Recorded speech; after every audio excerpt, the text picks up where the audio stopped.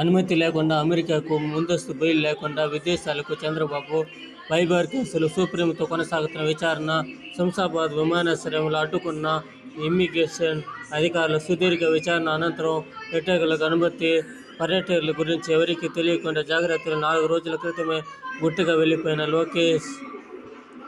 రాజకీయ నాయకులు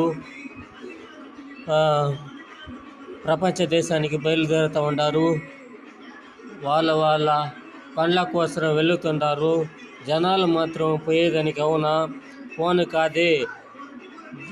ఆ పార్టీ నాయకులు పోతారు, ఈ పార్టీ నాయకులు పోతారు. జనాలు పోయేదానికి ఏ విధంగా అనుకూలం ఉంటుంది. అందుకే ఆ విధంగా పరిస్థితులు తారుమారు అవుతూ ఉంది. ఆ దేవుడే కాపాడాలి లోకాన్ని. ఆ దేవుడు కూడా ప్రజల్ని కరుణించాలి.